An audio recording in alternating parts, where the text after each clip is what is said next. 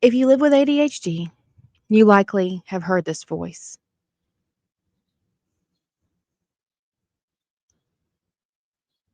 The one that calls you lazy,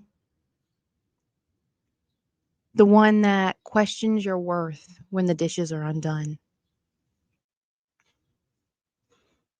the one that says you're broken because your brain doesn't follow the rules. But what if that voice wasn't yours? In today's tarot reading, we're meeting the inner critic, not to silence her with shame, but to hold her with compassion.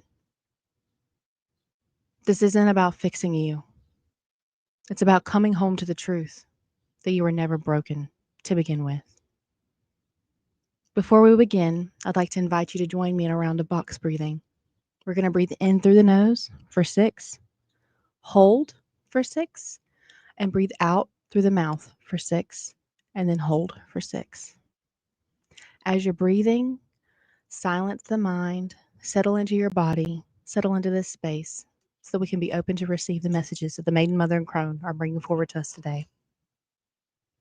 My name is Kayla, and this is day 5 of the 0303 series, where I show up for you to bring messages of truth, messages of love, and messages of compassion for all of our neurodivergent brilliance. So go ahead and get ready. We're going to do 3 rounds of box breathing.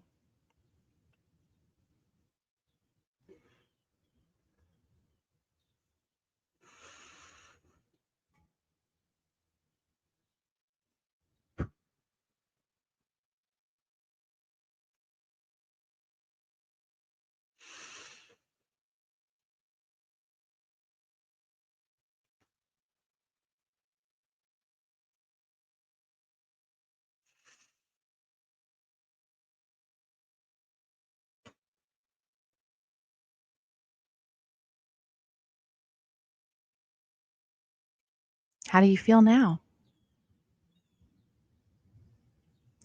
You looser? You still stiff? You can continue to do the box breathing as the reading progresses. That's totally fine. Do whatever it is that you need to be able to settle into this space comfortably. Remember, we're not in a hurry here. We're taking our time. We're pausing. We're making our brain relax. We're going to quiet the mind. I don't know about you.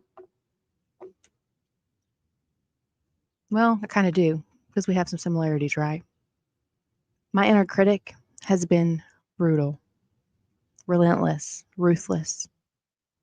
When I think about the negative things people have said to me over the years, when I think about the harsh comments and the criticisms, I've had some that weren't great. But honestly, the worst and strongest criticisms, the ones that I cried over for a long time, were the criticisms that came from myself, the things that I said to myself, the negative voices, the negative things that were in my brain that nobody else could hear, that nobody else could say, hey, that's not true, because I didn't share it with anybody. So I understand what it feels like to have someone yelling at you day after day that you're not enough, that you're messed up. Why can't you keep up with everybody else? Why can't you do things like so and so? I understand. But today we're challenging that belief. We're going to channel the archetypes of the Maiden, Mother, and Crone to bring forth a message of clarity, truth, and love, where we can sit at the table with our inner critic, acknowledge her points, but then hold her lovingly and say, you don't have to think that way anymore. The first spiritual archetype we're going to work with is the Maiden.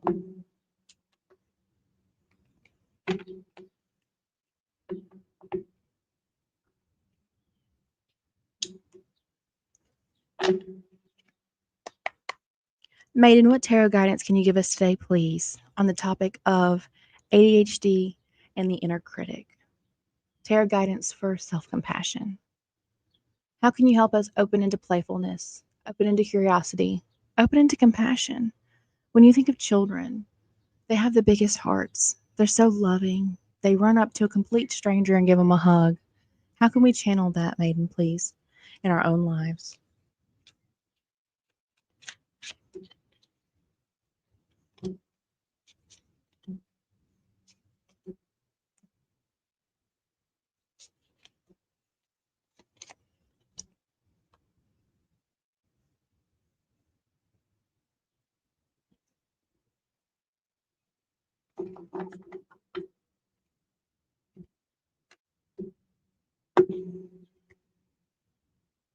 Now we're going to follow up with the mother. Mother, what guidance today, please, for ADHD and the inner critic? Guidance for self-compassion, self-love. How can we transmute these voices that scream at us day after day, telling us that we're not enough, that we're broken, that we're past repair?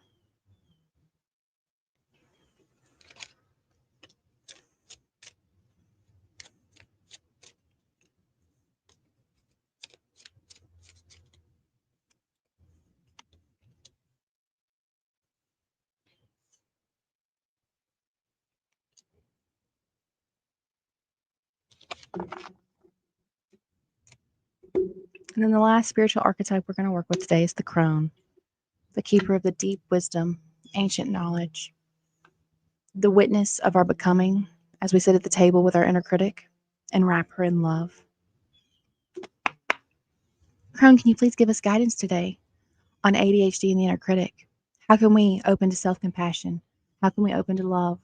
How can we root into our ancestral deep knowledge, deep knowing that we are enough, that we are not broken?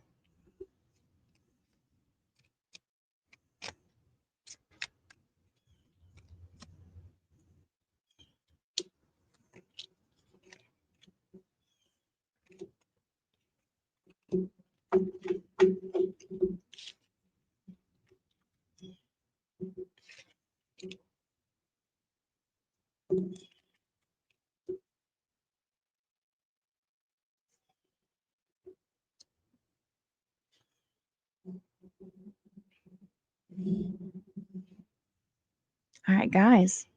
The maiden started off the reading today with the devil. The devil is the thing that binds, the unhealthy patterns that we are caught in, the loops, the things that we can't escape, even though we have the power, right? She then gave us the Five of Swords. The Five of Swords is all about someone feeling like they have been defeated, walking away here in the background, these two walking away, unhappy with the solution, with what is out, with the outcome. But at the end of the day, this person here in the center is victorious. We then have the Six of Swords. This is about transitioning to smoother waters, leaving a place of turmoil and going to somewhere unknown, but better than where you are. Then she's given us the Magician, one of my favorite cards in the deck. You have all the tools, all the power, all of the wisdom that you need to be able to make it through this, to be able to transmute these thoughts, to see them, be the witness like the crone, but say, no, this isn't the truth. We don't have to subscribe to this self-limiting belief anymore. And then the last card that the maiden gave us is the Ace of Wands. Aces are all gifts. Gifts from spirit. Gifts from angels. Gifts from your ancestors. Gifts from whoever you believe in. And the wands are the fire, the life purpose, the passion that we have. So what the maiden is telling us here, oh, yeah, that makes sense. With the devil and the Five of Swords, we're talking about the inner critic, right? So the inner critic is the one who has kept us bound, who has kept us believing that we're not enough.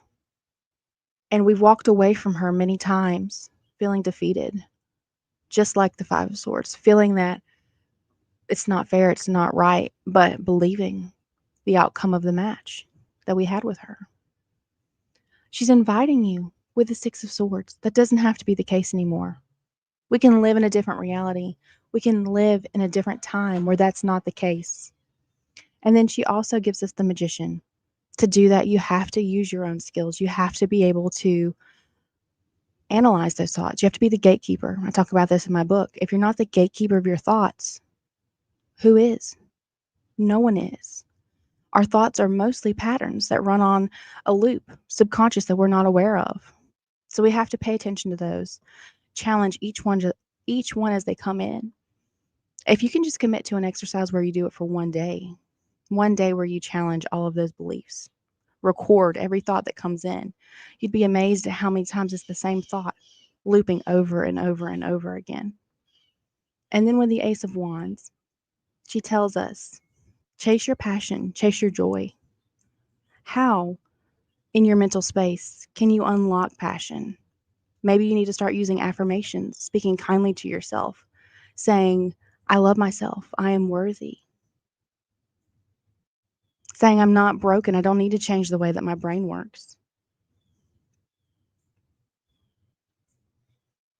Then, if we move on to the mother's message, she starts off with the Ace of Cups. Cups are all about emotions. And again, aces are the gifts, right? Are the gifts from spirit.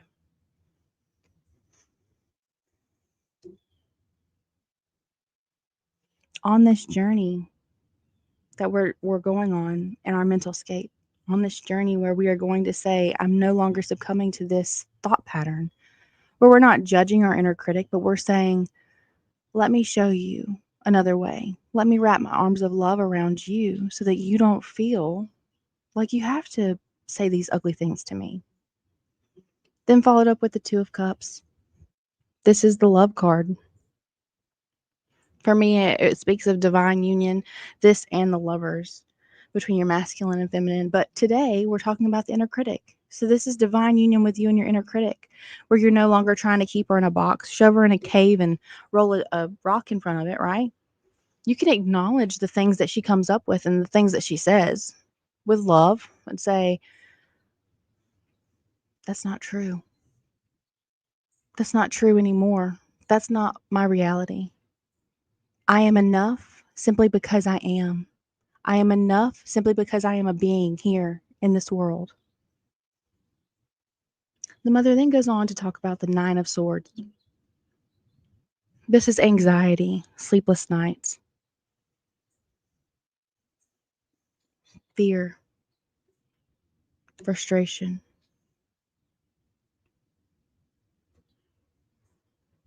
Maybe you were like me and you were stuck, awake, couldn't fall asleep, having these negative thoughts cycle over and over and over again in your head. But with the Nine of Pentacles following that card, look at all the growth here. Look at the expanse of freedom around her, the clarity of the sky.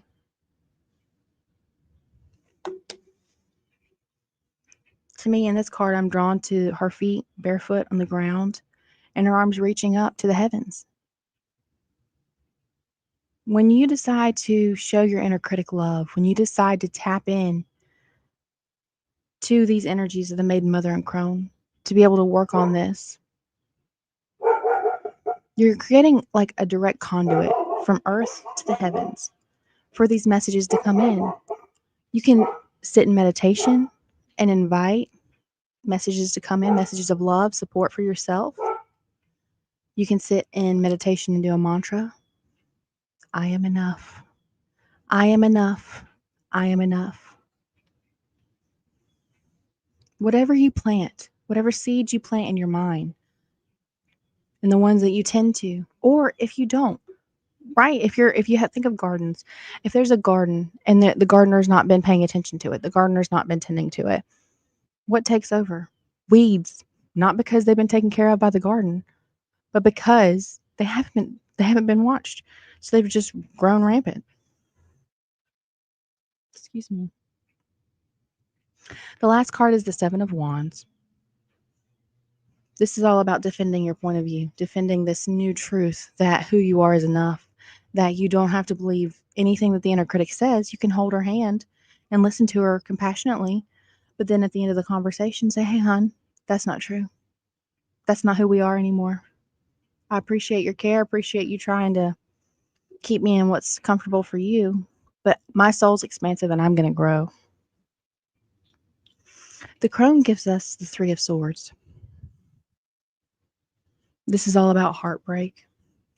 But in this particular deck, a lot of my cards have multiple depictions, and I believe this is one of the cards that has two different depictions. And in this deck, his head has birds coming out of it, and there's swords and books. So I feel like the Crone is telling us, We really have to pull back the curtain from our brain. Birds remind me of messengers, but in this situation, I'm kind of thinking of like ancestral. What's been passed down to you? What limiting beliefs about yourself? Maybe you had a narcissistic parent. Maybe you've had a partner that's narcissistic and has put you down and made you believe that you were not enough, that you were less than.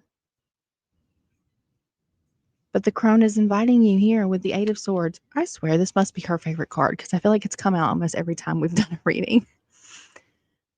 And it makes sense because we are the makers of our own reality. We are the creators of our reality. Whatever we are putting out into the world through our thoughts, through our actions, it all comes down to us, right? We are the responsible ones. So the crone is telling you, wow, yes, you probably do have heartache. You probably have been lied to. It's your responsibility to be the gatekeeper, as I spoke, the gatekeeper of these thoughts, to say, no, this is not enough. This is not enough. We then have the Wheel of Fortune. The Wheel of Fortune is all about changes in fate, the cycles. And if you have ADHD, we work in cycles. Sometimes we're in our hyper focus and sometimes we're in our zoned out to the world, right? That's okay. That's how we are made. And in this card, we have cycles of fate. Up and down and up and down.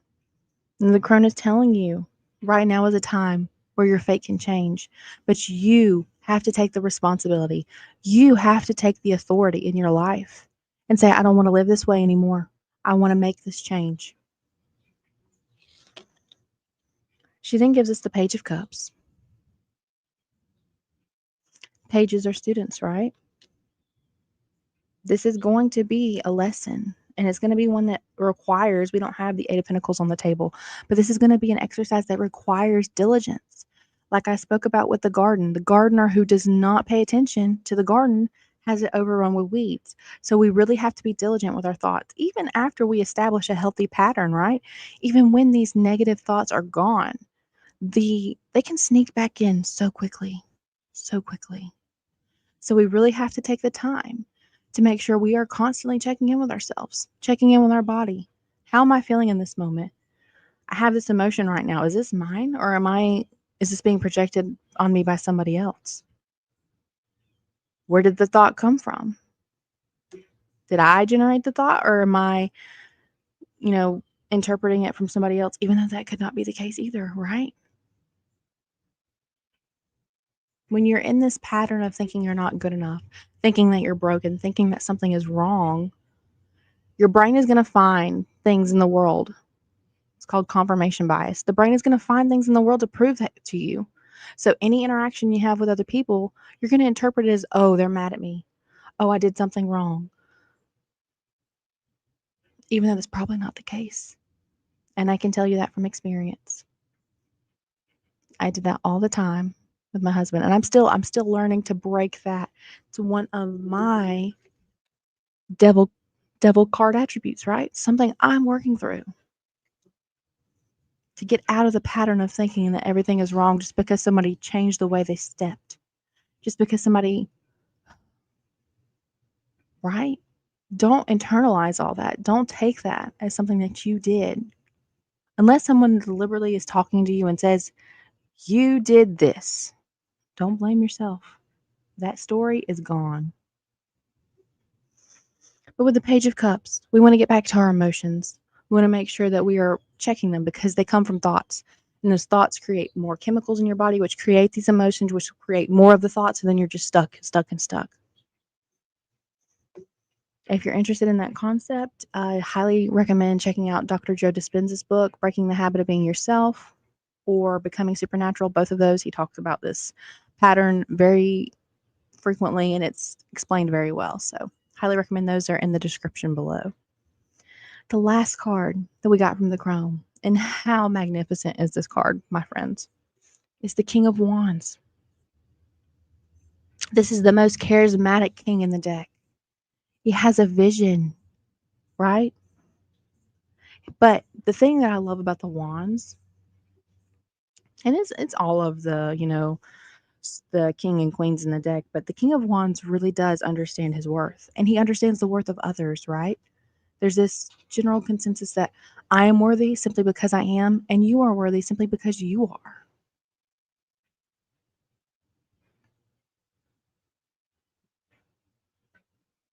We have wands all the way across the end.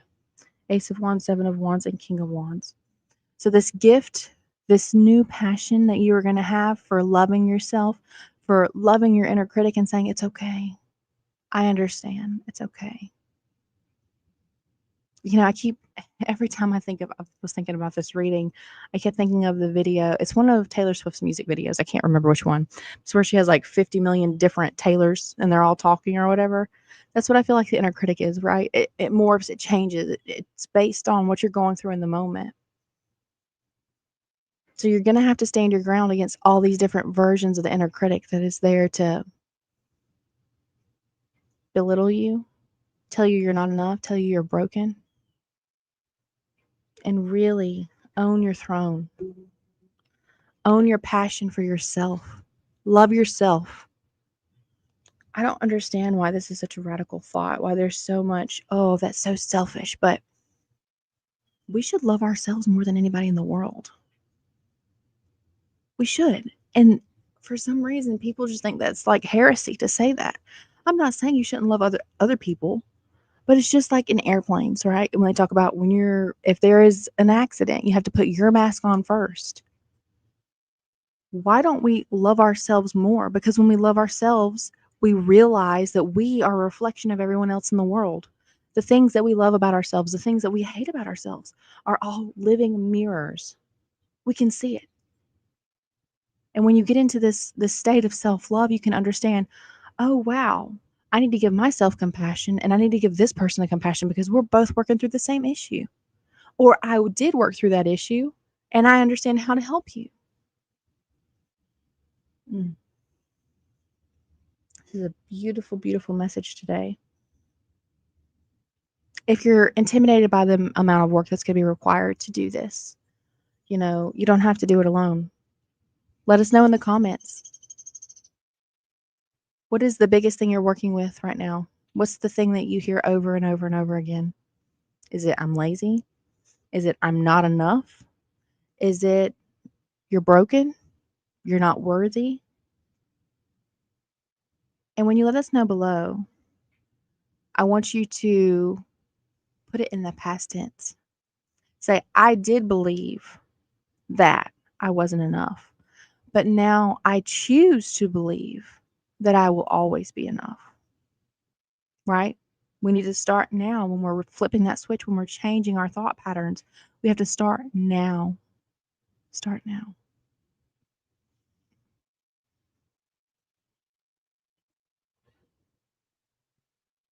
Sending love and light to anyone that's open to receive it. If this message resonated with you, I'd like to invite you to like the video, subscribe to the channel so you don't miss any other messages like this. Again, this is part of the 0303 series, the Oracle's Rite of Passage, where I'm showing up for you guys for 30 days.